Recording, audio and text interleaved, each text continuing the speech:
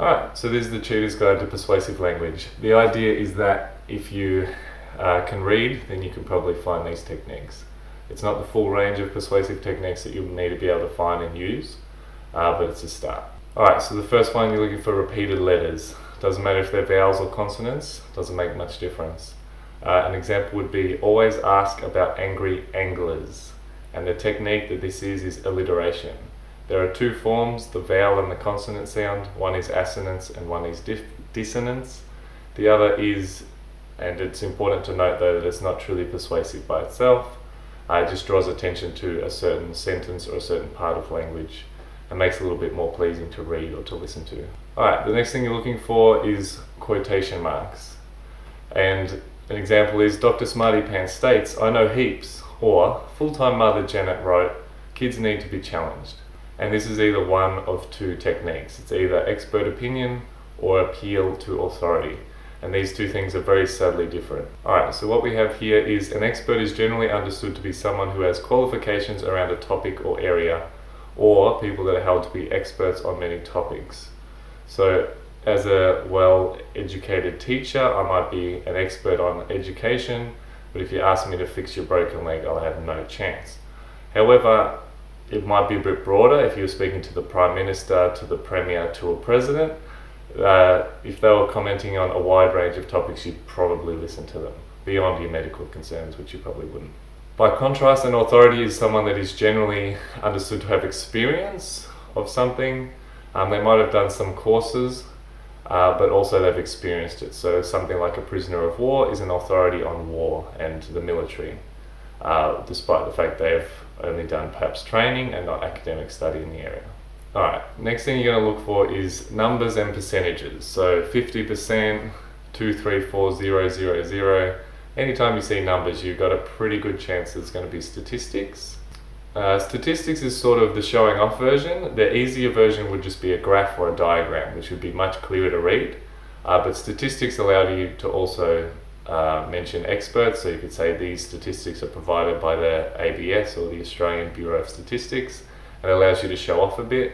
Also, they're a little bit harder to fudge, whereas a graph is quite easy to move the X or the Y axis to make it show what you want it to show, whereas statistics are pretty linear and pretty stationary and you can't modify them too much. So in that sense, they're a little bit more reliable. Alright, what you're looking for here is very easy, graphs or visualizations, graphs or diagrams. As I said before, these are easy to manipulate, but they're also much easier to understand. So a big bar means a lot, a small bar means a lot less, and any audience member could understand this pretty easily without having to understand any statistical concepts like standard deviation or the mean or the mode or the median. Alright, what you're looking for now is just question marks. So the example is, who wants to have a car accident? Which is of course a rhetorical question. If you find a question mark, pretty good chance it's a rhetorical question in a written form, as rhetorical questions have no answer, and as you're reading a piece of paper you don't have the ability to respond to the author, who is the writer. Unless there's of course a way for you to respond to that, then obviously it's not a rhetorical question, but that's very rare. This one's a little bit more complicated and a lot more subtle. You're looking for powerful, potent words. So examples for the current day or the current present moment would be terrorist, murderer is pretty standard, overweight, dole bludger, queue jumper.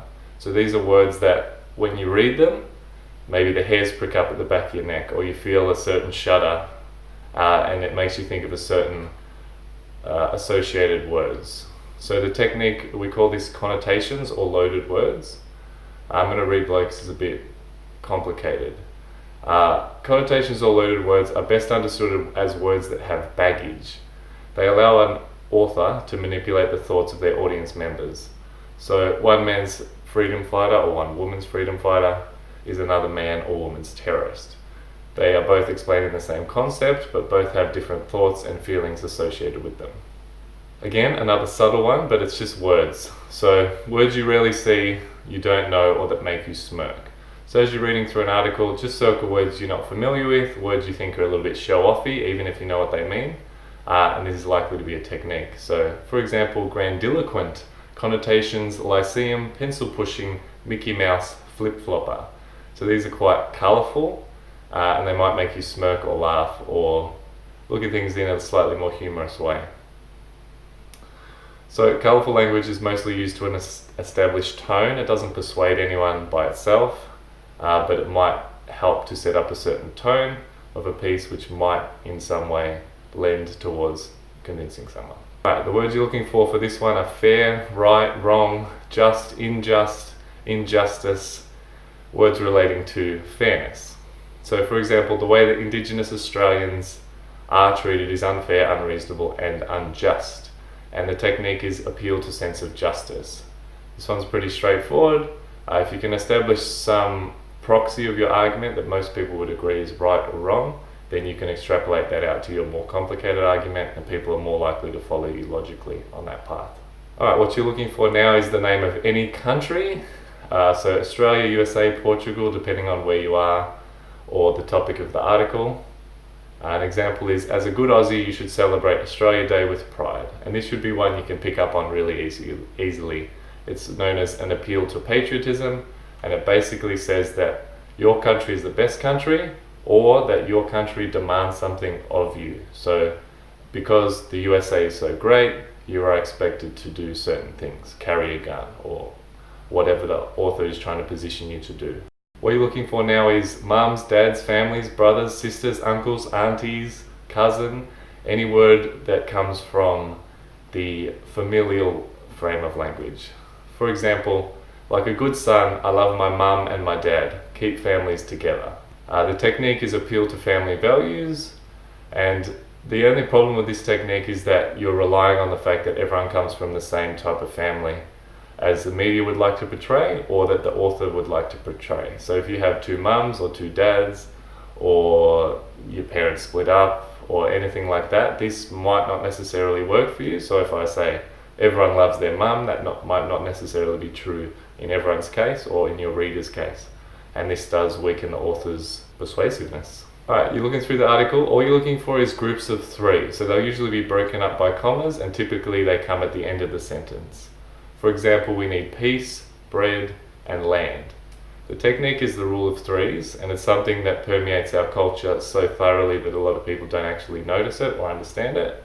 It's more common in speeches than in written text, but any good writer would tell you as they come to the end of a sentence, they're typically thinking of grouping things into threes. There are some examples down here. The Father, the Son, and the Holy Spirit, peace, land, and bread, friends, Romans, countrymen, sex, lies, and videotape.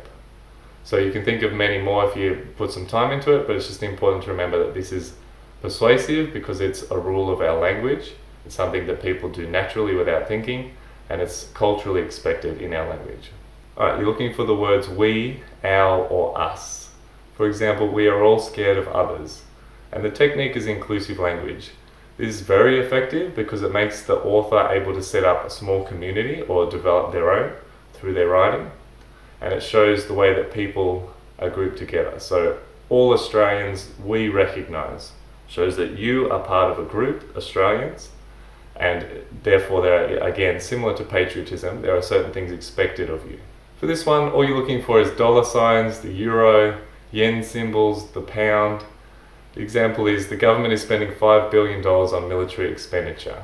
Anytime you see a dollar sign or a similar symbol, you're pretty sure it's going to be appeal to hip pocket nerve.